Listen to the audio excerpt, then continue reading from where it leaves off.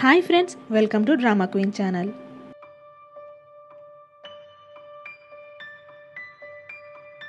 Episode స్టార్టింగ్లో గతం మొత్తం గుర్తొచ్చిన దాంగ్జూ తనకి మెలకు వచ్చిన తర్వాత ఇల్దూని తనని చంపడానికి ప్రయత్నించాడు అని డాక్టర్ కాంగ్తో చెప్తాడు.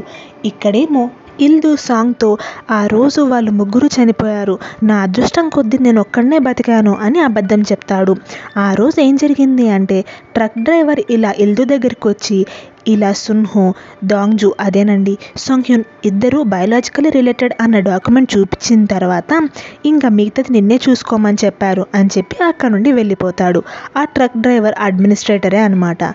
అలా అతను వెళ్ళిపోయిన వెంటనే ఇల్దూ తన ఫేస్కి దెబ్బలు తగలకుండా పక్కనే ఉన్న ఒక పేపర్ నాప్కిన్ కవర్ని తన నోట్లో పెట్టుకొని ఫాస్ట్గా కార్ని డ్రైవ్ చేసుకుంటూ వాళ్ళ కార్ని కొట్టేయడంతో ఇద్దరు కింద పడిపోతారు. అలా ఫుల్గా దెబ్బలు తగిలిన ఇల్దూ చాలా కష్టపడి మళ్ళీ పైకొస్తాడు. ఇంకా దాంగ్జూ వెళ్ళిపోయాక డాక్టర్ కాంగ్ అదే వీడియోని చూస్తూ ఉంటుంది. అంతలో వాళ్ళ నాన్న వచ్చిన వెంటనే ఆ ల్యాప్టాప్ని క్లోజ్ చేసేసి తనకి డ్యూటీకి టైం అయిందంటూ బయలుదేరుతుండగానే నాకు నీ ల్యాప్టాప్లో వర్క్ ఉంది, నా ట్యాబ్లెట్ని ఆఫీస్లో పెట్టేశాను అని చెప్పి వాళ్ళ నాన్న ల్యాప్టాప్ని ఓపెన్ చేస్తాడు. అంతలో డాక్టర్ కాంగ్ తన కార్ కీస్ని మర్చిపోవడంతో తిరిగి వెనక్కి వచ్చేసరికి వాళ్ళ నాన్న టెన్షన్ పడుతూ ఉంటాడు. నాన్న, నువ్వు నా ల్యాప్టాప్ చూసావా అని అడగడంతో నేను అదే పనిగా ఏం ఓపెన్ చేయలేదు, నా వర్క్ ఉండి ఓపెన్ చేస్తే అక్కడ ఆ వీడియో ఉండి అదే ప్లే అయింది అని చెప్పిన వెంటనే ఇలా ఇంతకుముందు దాంగ్జూకి తగిలిన బుల్లెట్ గాయాలు కూడా ఇల్దూనే కాల్చాడు అని ఫీల్ అవుతున్నాడు. అందుకే ఇల్దూ గారు నా దగ్గర హిప్నోథెరపీ కోసం పంపించారు. ఇప్పుడు తనకి చిన్నగా ఉన్నప్పటి ట్రామాలో కూడా తనని చంపడానికి ట్రై చేసింది ఇల్దూనే అని అనుకుంటున్నాడు అన్న విషయం చెప్తే ఇల్దూ అలాంటి పనులు ఎందుకు చేస్తాడు అని అనుకుంటుంటాడు సాంగ్. ఇక్కడేమో ఫుల్గా అలసిపోయి వచ్చిన ఇల్దూ తన సోఫాలో పడుకొనంటే దూకి అక్కడొచ్చి తనని ఏం లేపకుండా మెడిసిన్ పెట్టి వెళ్ళిపోతుంది.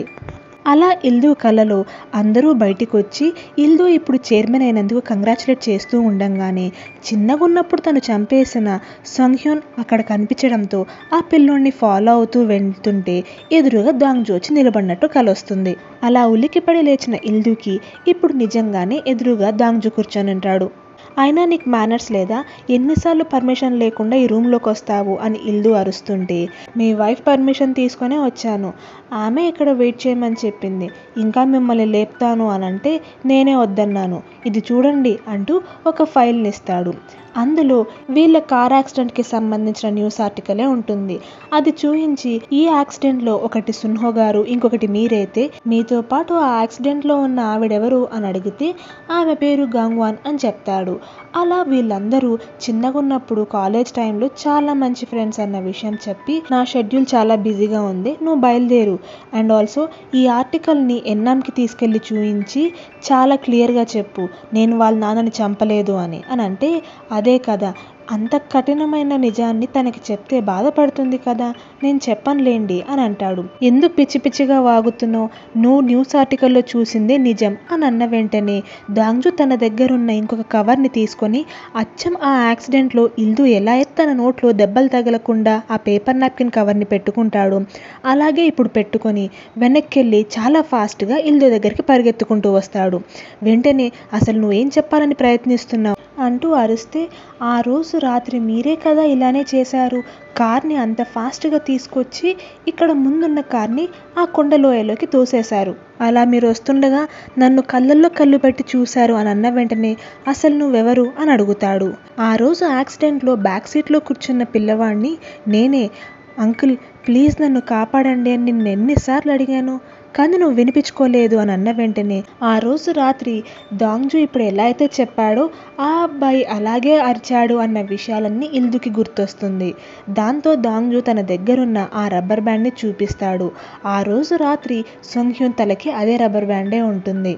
ఆ రోజు రాత్రి అందరూ చనిపోయారని అనుకున్నావు కానీ నేను బ్రతికాను, పైకొచ్చి నిన్ను చూశాను కూడా, కానీ నేను నీ భ్రమ అనుకుని నువ్వు వదిలేశావు, అంత క్రూరంగా మమ్మల్ని అందరినీ ఎలా చంపగలిగావు అని అడిగితే నువ్వు చిన్నపిల్లవాడివి, ఆ రోజు ఒక ట్రక్ వచ్చి మన 2 కార్లని కొట్టేసింది, నువ్వు అన్ని తప్పుగా గుర్తుపెట్టుకుంటున్నావు, నువ్వు చిన్నగా ఉన్నప్పుడు కూడా ఒకసారి గతం మర్చిపోయావు కదా, అందుకే నీకు ఇలా తప్పు అన్నీ గుర్తుంటున్నాయి అని అన్న వెంటనే నువ్వు దూరంగానే ఉండు. దగ్గరికి వచ్చావంటే చంపేస్తానేమోననిపిస్తుంది. అంత దూరం నుండే మాట్లాడు. నా మాట విని నువ్వు మర్సంగా నీ భార్యని కొడుకుని తీసుకొని ఇక్కడ నుండి వెళ్ళిపో. దేశం వదిలిపెట్టి వెళ్ళిపోతే అప్పుడు నేను క్షమించగలనేమో అని అంటాడు. అందుకు ఇల్దు, నేనే దేశం మొత్తాన్ని బిల్డ్ చేసింది, నేను ఈ కంపెనీని వదిలి నేను ఎక్కడికి వెళ్ళేది లేదు అని చెప్పి అసలు ఇదంతా చెప్పడానికి నువ్వెవరు అని అంటాడు. మా తల్లిదండ్రులను చంపినందుకు పగ తీర్చుకోవడానికి వచ్చిన వాళ్ళ కొడుకుని. చైర్మన్ గారి పెళ్ళి అయ్యేంత వరకే నీకు టైం ఇస్తున్నాను. అంత లోపల మొత్తం సర్దుకొని వెళ్ళిపో అని చెప్పి అక్కడ నుండి వచ్చేస్తాడు. అలా చిన్నగా ఉన్నప్పుడు దాంగ్జూ జుట్టుకున్న ఆ రబ్బర్ బ్యాండ్ యాక్చువల్గా వాళ్ళమ్మది. వాళ్ళమ్మకి ఆమె బాయ్ ఫ్రెండ్ ఇచ్చింటాడు. ఇక్కడేమో యోమ్ దాంగ్జూ తనకిచ్చిన వార్నింగ్ గురించి ఆలోచిస్తూ ఉండంగానే ఇల్దు కాల్ చేసి నాకు ఇలా ఒక గన్ కావాలి అని చెప్పి కాల్ కట్ చేస్తాడు. ఇంకా ఎన్నాం కోర్టులో డివోర్స్ కేస్ ఫైల్ చేసిన తర్వాత ఇంటికి తిరిగి వచ్చిన వెంటనే ఎదురుగా దాంగ్జూ కనిపిస్తాడు. అలా అక్కడ జరిగిన విషయాలన్నీ చెప్పాక దాంగ్జూ నీతో మాట్లాడాలి అంటూ తీసుకెళ్ళి ఆ ఆర్టికల్ని చూయిస్తాడు. ఇక్కడేమో వాన్ బే అడ్మినిస్ట్రేటర్కి మేనేజర్ చోకి ఫుడ్ తీసుకెళ్ళిచ్చి మీరు త్వరగా డాండిలియన్ ఫైల్స్ ఎక్కడున్నాయో చెప్పకపోతే మీకు ఫుడ్ కూడా ఇవ్వము అంటూ బెదిరిస్తాడు. దాంతోపాటు అడ్మినిస్ట్రేటర్కి ఒక నావెల్ బుక్ కావాలని అడగడంతో అది తెచ్చిస్తాడు. ఇక్కడేమో మేనేజర్ చో తన దగ్గరున్న బనానాతో B7 అనే షేప్ వచ్చేటట్లు వాటిని అమర్చి అది చూడమంటూ సైగ చేస్తుంటాడు. అడ్మినిస్ట్రేటర్కి వినపడకూడదని ఏవేవో మాట్లాడుతూ అటు చూడు అంటూ సైగ చేస్తున్నా అక్కడ ఏం రాస్తున్నాడో దాన్ని బట్టి ఏం చెప్పాలనుకుంటున్నాడో వాన్ బేకి అర్థం కాదు. వెంటనే దగ్గరికి లాక్కొని యోమ్కున్న బిల్డింగ్స్లో ఒక దాన్ని అడ్మినిస్ట్రేటర్ మేనేజ్ చేస్తూ ఉంటాడు. ఆ బిల్డింగ్స్ బేస్మెంట్లో లెవెల్ 7 దగ్గర ఆ డాండిలియన్ ఫైల్స్ దాచుంటాడు అని చెప్తాడు. ఇక్కడ ఎన్నాం దాంగ్జూ ఇచ్చిన ఆర్టికల్ చూసి ఇదంతా నిజమే అని నమ్మమంటావా అని అడిగితే నన్ను నమ్ము, ఇది నిజమే. ఆ రోజు ఇల్దు కూడా యాక్సిడెంట్లో చనిపోయేంత పని అయింది. ఎన్నో గాయాలు తగిలి చాలా రోజులు హాస్పిటల్లో కూడా ఉన్నాడు అని అంటే నువ్వు చెప్తున్నావు కాబట్టి నమ్ముతున్నాను. వీటన్నిటి వెనక మా అమ్మ లేదంటే కొంచెం ప్రశాంతంగా ఉంది. ఇన్ని సంవత్సరాలు ప్రతిరోజు తనే మా నాన్నని చంపిందేమో అని చాలా ద్వేషిస్తూ వచ్చాను అని అన్న వెంటనే దాంగ్జూ ఎన్నాంని దగ్గర తీసుకొని ఇంకా నీ డౌట్స్ అన్నిటికీ ఒక ఆన్సర్ వచ్చేసినట్లే కదా అని అడిగితే ఆ యాక్సిడెంట్లో వాళ్ళ అమ్మ ఆ అబ్బాయి కూడా చనిపోయారా అని అడిగితే అవును, ఆ పిల్లోడు వాళ్ళ అమ్మ కూడా చనిపోయారు అని నువ్వు ప్రశాంతంగా ఉంటే నాకు అదే చాలు ఎన్నాం అని అనుకుంటాడు దాంగ్జూ. అంతలో వాన్ బే దాంగ్జూకి కాల్ చేసి ఇలా అడ్మినిస్ట్రేటర్ ఆ డాండిలియన్ ఫైల్స్ అన్నిటినీ బేస్మెంట్ దగ్గర దాపెట్టాడంట అన్న విషయం చెప్పిన వెంటనే దాంగ్జూ అక్కడ వాన్ బే మేనేజర్ చోని తీసుకొని బయలుదేరతాడు. ఎన్నాం వస్తూ ఉండగానే ఇల్దు దూకి కనపడడంతో నాన్న కార్ యాక్సిడెంట్ విషయంగా నేను చాలా స్ట్రగుల్ అవ్వడం దాంగ్జూ గమనించి నాకు హెల్ప్ చేశాడు. ఇన్ని రోజులు మా నాన్నని చంపిన వ్యక్తి నాకు స్టెప్ ఫాదర్ అయ్యాడని నేను చాలా భయపడ్డాను అని ఎన్నాం అన్న వెంటనే తేయున్ వింటాడేమో అని అనుకుని దూకి ఎన్నాంని చాలా గట్టిగా అరుస్తుంది. అంతలో వెనకాల నుండి తేయున్ వచ్చి మీరెవరైనా రామెన్ తింటారా అని అడిగి వాళ్ళు కాదు అని చెప్పడంతో అక్కడ నుండి వచ్చేస్తాడు. అలా రామెన్ వండుకుంటున్న తేయున్ ఇంతకు ముందు దాంగ్జూ ఇల్దుతో మాట్లాడేటప్పుడు వాళ్ళు మాట్లాడుకునిందంతా వినింటాడనమాట. అలా దాంగ్జూనే సొంగ్హ్యున్ అని చిన్నగున్నప్పుడు ఇల్దు వాళ్ళ పేరెంట్స్తో పాటు సొంగ్హ్యున్ని కూడా చంపడానికి ట్రై చేశారన్న విషయాలు మొత్తం ఇప్పుడు తేయున్కి తెలుసు. ఇక్కడ సెక్రటరీ గాంగ్ దూకి తన రూమ్లో ఉన్నప్పుడు దూకీతో మాట్లాడడానికి వచ్చినప్పుడే ఎన్నాం కూడా వాళ్ళ అమ్మతో మాట్లాడడానికి వస్తుంది. అప్పుడే తన ఫోన్లో దాంగ్జూ ఫోన్ నుండి పంపించుకున్న ఆ ఫోటోని వాళ్ళ అమ్మకు చూపించిన వెంటనే ఇది నీకు ఎక్కడిది, నేను ఆల్రెడీ డిలీట్ చేసేసానే, ముందు నువ్వు కూడా ఈ ఫోటోని డిలీట్ చేయని గట్టిగా అరుస్తుంది. దాంతో ఎన్నాంకి డౌట్ వస్తుంది. అందుకే ఆ ఫోటో గురించి అడగడానికి కాంగ్ వాళ్ళ నాన్న సాంగ్ దగ్గరికి వెళ్తుంది. అలా వాళ్ళ నాన్నకి ఫోటో చూయించి అక్కడున్న ఆమెకి మా నాన్నకి సంబంధం ఏంటి అని అడిగితే మేమందరం చాలా మంచి ఫ్రెండ్స్, నువ్వు అనుమానం పడుతున్నట్టు గంగ్వాన్కి సున్హోకి మధ్యలో ఏ రిలేషన్షిప్ లేదు, వాళ్ళు కూడా మంచి ఫ్రెండ్స్. గంగ్వాన్ మా అందరితో కంపేర్ చేస్తే చాలా బాగా సోషల్ యాక్టివిస్ట్ లాగా వర్క్ చేసేది, అందుకే మా అందరికీ తనంటే చాలా రెస్పెక్ట్.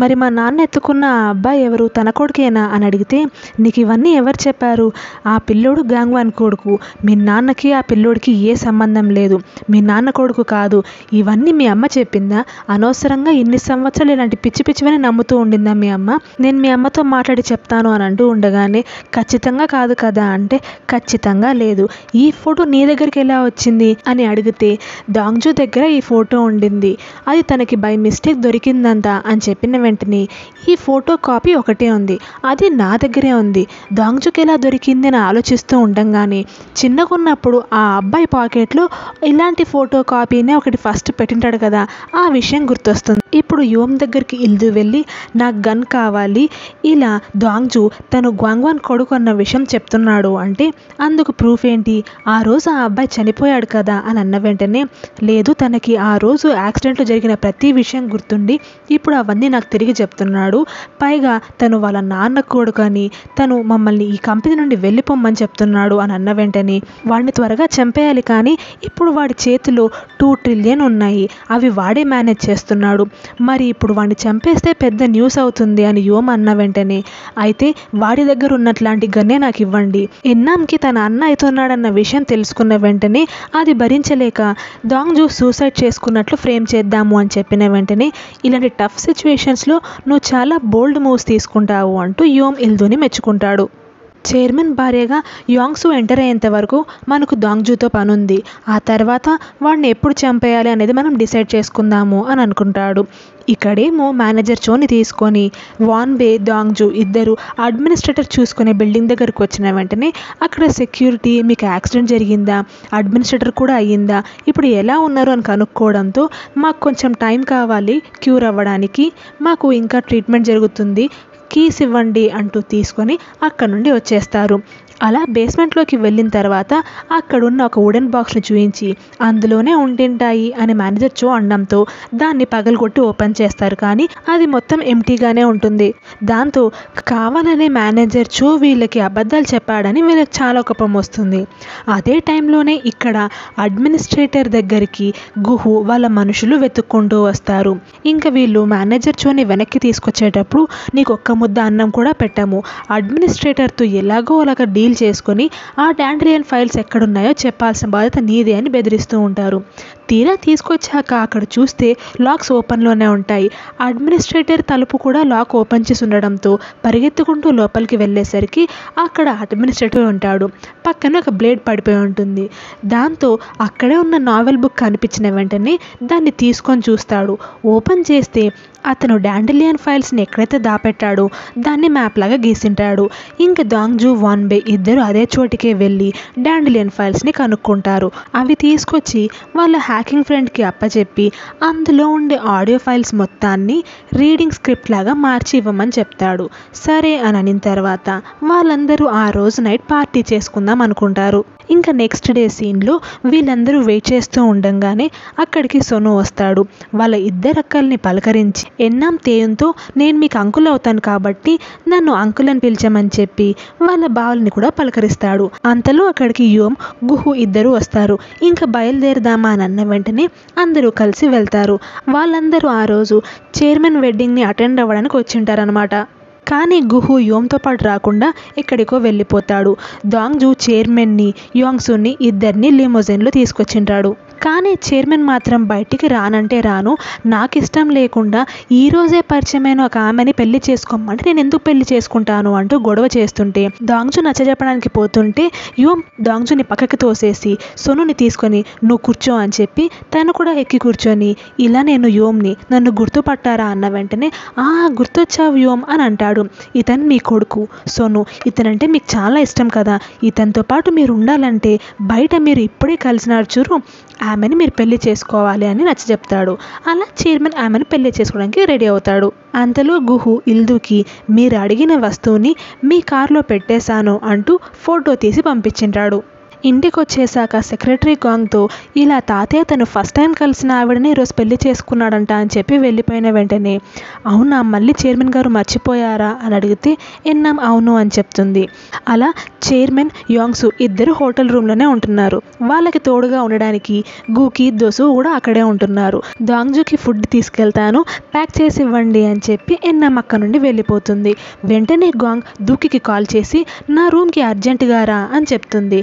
అలా దూకి రాగానే నీకు ఒక విషయం చెప్పాలి, సున్హో కొడుకు సొంగ్హ్యున్ ఇంకా బ్రతికే ఉన్నాడు అని చెప్పిన వెంటనే దూకి షాక్ అవుతుంది.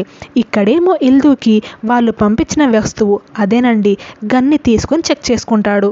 అప్పుడే సాంగ్ ఎన్నిసార్లు కాల్ చేసినా మాటికి ఇల్దు కట్ చేయడంతో నేను ఒక అర్జెంట్ విషయం నీకు చెప్పాలి, ముందు నాకు కాల్ చేయి అంటూ మెసేజ్ పెడతాడు. కానీ అది ఇల్దు పట్టించుకోడు. అప్పుడే ఇంటికి వచ్చిన దాంగ్జూకి వాన్బే కాల్ చేసి అతని ఆడియో ఫైల్స్ చాలా విషయాలే తెలిసాయి, అవన్నిటినీ నీకు స్క్రిప్ట్ లాగా పంపించాము చదువు. దాంతోపాటు ఆ కార్ యాక్సిడెంట్ బయటికి రాకుండా చేసింది చైర్మన్ కాదు, యోమ్. దాంతోపాటు నీకు ఒక విషయం చెప్పాలి అంటూ ఆగిపోయి, ఏం లేదులే నీకు పంపించిన స్క్రిప్ట్ చదువు నీకే అర్థమవుతుంది అంటూ కాల్ కట్ చేస్తాడు.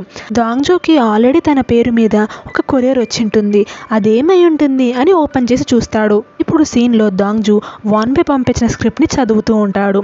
అందులో యోమ్ ఇంకొక అతను ఎవరితోనో మాట్లాడుతూ ఉంటాడు.